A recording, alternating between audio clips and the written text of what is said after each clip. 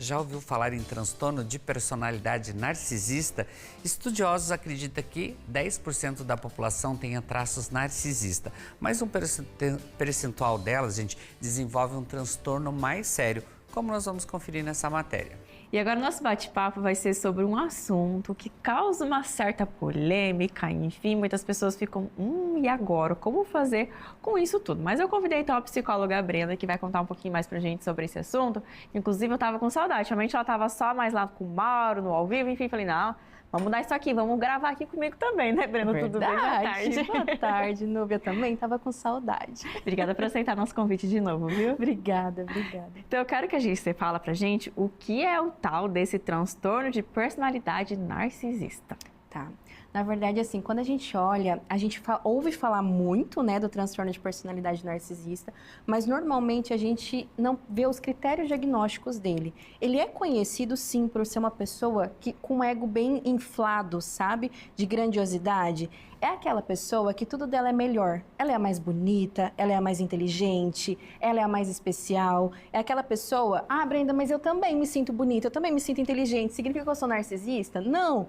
Significa que normalmente aquela pessoa, ela tem um quadro muito elevado. Ela é aquela pessoa nariz em pé, que acaba sendo arrogante, sabe? Então ela acaba sendo sempre a melhor e colocando os outros para baixo.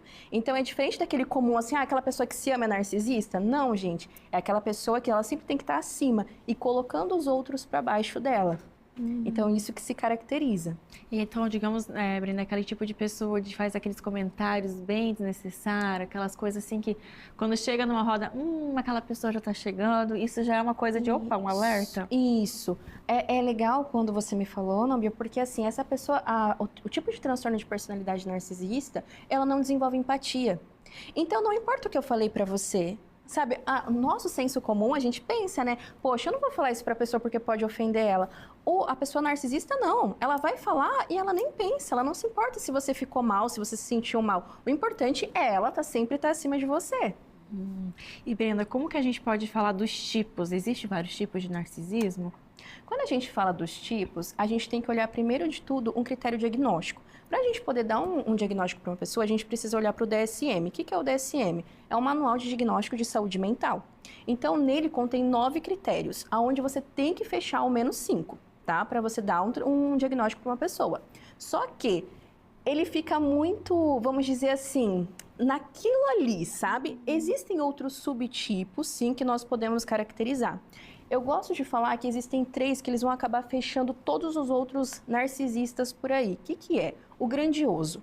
O narcisista grandioso é aquela pessoa que eu estava falando justamente. Ele não vai se importar com o que você está pensando, ele quer falar mesmo, ele é o melhor, a opinião dele que é a certa, a sua não importa, ele é a que usa as melhores roupas, né? A melhor casa, o melhor carro. Então ele não vai ter papas na língua, ele vai ser aquela pessoa que todo mundo olha e fala assim, ixi, chegou aquela pessoa, sabe? É aquela pessoa chata da roda. Aquela pessoa que vai azedar tudo. Isso mesmo.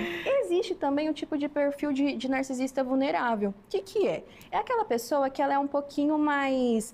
Ela não fala tanto, sabe? Ela é um pouco mais reservada. Você até parece que ela é uma pessoa assim, nossa, super tranquila. Só que por dentro dela que é o problema.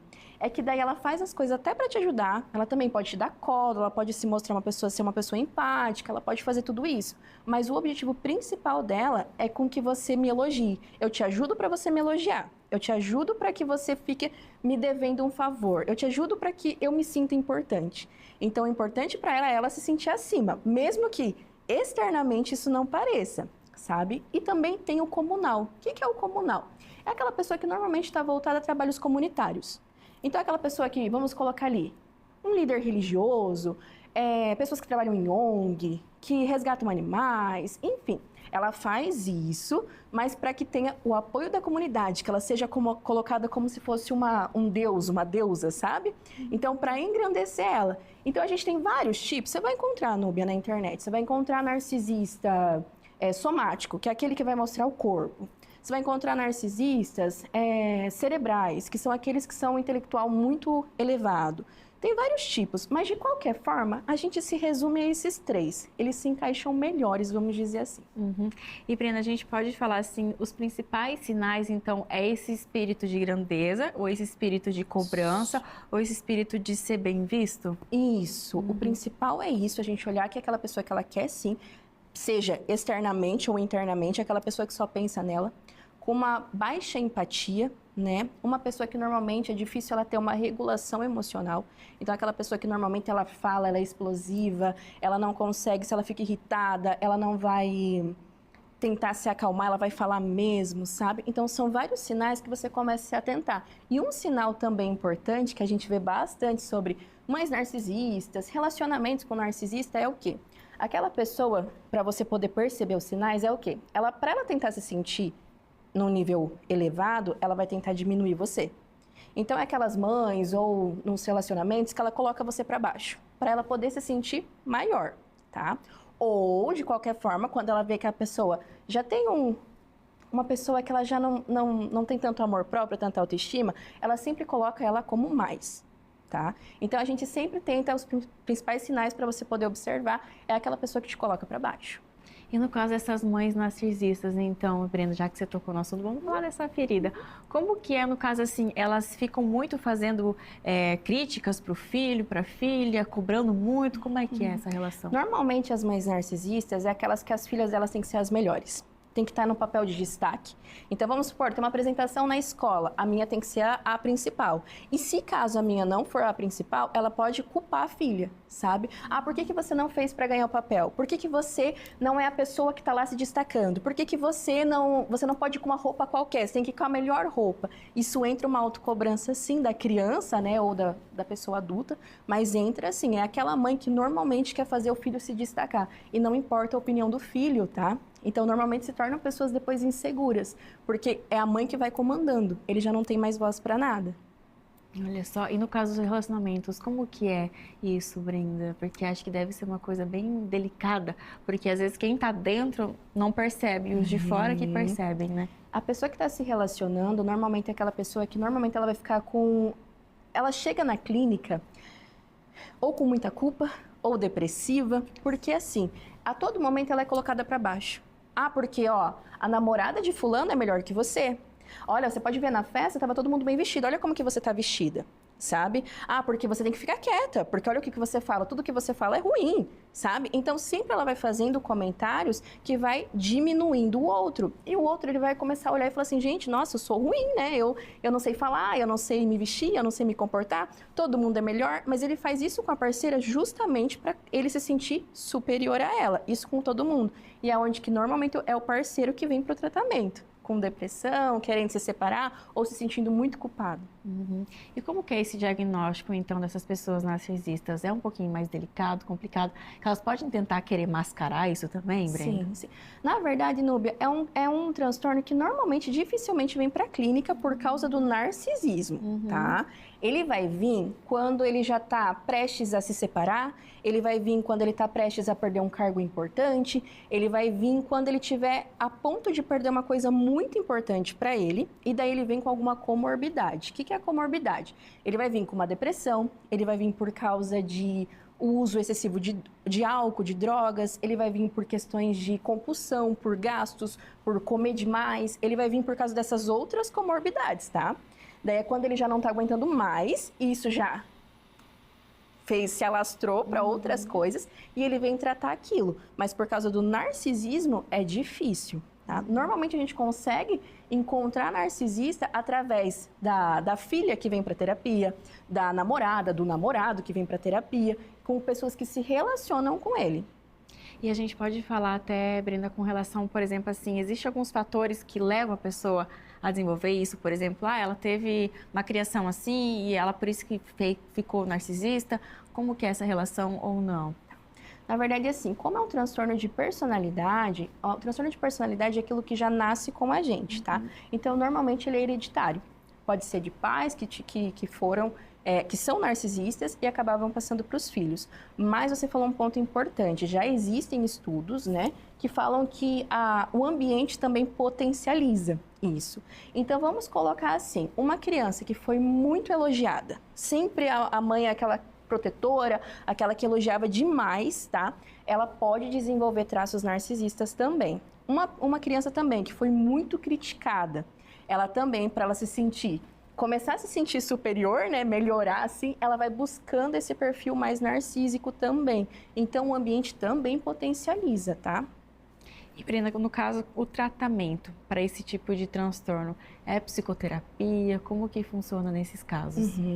A psicoterapia ajuda, como eu disse, é difícil eles virem, mas quando eles vêm, ajuda sim. E a gente consegue trabalhar habilidades sociais, como que ele consegue se colocar no lugar do outro, a empatia. A gente também consegue trabalhar a assertividade, a autoestima, tá? Porque assim, a gente acha que ele é grandioso, que se ele se acha o bom, mas por dentro ele é super vulnerável. Ele se compara, por quê? Porque ele sabe que no fundo ele não é tudo aquilo. Então assim, a gente precisa trabalhar a autoestima da pessoa, a gente precisa trabalhar também, pode entrar com psicofármacos, né, que normalmente por causa das comorbidades a gente entra também. Tem várias coisas, mas de forma geral a gente trabalha muito a habilidade social, porque acaba sendo pessoas muito solitárias. São sempre relacionamentos ruins que eles têm, né, eles não ficam juntos normalmente com essa pessoa. Não tem muitos amigos, aquelas amizades de verdade, né? Eles não têm. Então, isso eles acabam se sentindo muito solitários. Eles têm, talvez, pessoas de fora que idolatram muito ele, mas as pessoas de dentro ele não têm tanta proximidade. E daí a gente precisa começar a trabalhar essas habilidades para que ele consiga desenvolver essa empatia, assertividade, pensar no outro. E tem um processo de paciência também, porque é um degrau por degrau também, né? E como eles têm esse espírito muito de grandeza, para quebrar tudo isso é complicado, É né? complicado, é uma coisa que veio por anos, né? Então a gente precisa começar a trabalhar ali, até mesmo para falar para a pessoa, porque muitos não aceitam o diagnóstico, né? Então a gente precisa trabalhar com tudo esse processo, indo aos passos pequenininhos, né? Também não bater de frente, porque senão ele vai falar assim, nossa, mas eu sou bom demais, quem é essa pessoa para estar falando? Sabe? Então a gente também precisa dar um passinho de cada vez, mas com certeza melhora muito com o tratamento. E há complicações que pode levar a esse transtorno narcisismo, por exemplo, Brenda, levar a um caso de bipolaridade ou um caso assim mais grave para outros distúrbios também? Sim, são as comorbidades, né, que a gente fala. Então, assim, uma pessoa que ela tenta a todo momento ser melhor que alguém, gente, sempre vai ter alguém mais bonito que você, sempre vai ter alguém mais inteligente que você, sempre vai ter alguém com mais dinheiro que você, né? Então, assim, toda mãe, ela tá tentando ser melhor que o outro, chega uma hora que ela entra assim, com questões explosivas, de raiva. Ela chega a ter depressões, chega a ter crises de ansiedade, crises de pânico, inclusive. Elas conseguem sim, pode desenvolver uma bipolaridade, tá? Então pode vir outros transtornos como comorbidades, que daí é quando ela vem pra psicoterapia.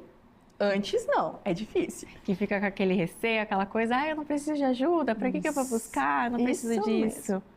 Quem é a psicóloga para estar falando alguma coisa? Quem é essa mulher, sabe? E, Brenda, para as pessoas que convivem com esse tipo de pessoa, que é um pouco complicado, por exemplo, como a gente citou, mãe, ou enfim, que é familiar, ou relacionamento, como fazer essa convivência do tipo, a pessoa viu que tem esses transtornos, para buscar ajuda, vai indicar, vai buscar uma ajuda. Como fazer essa abordagem do buscar ajuda e fazer essa convivência também?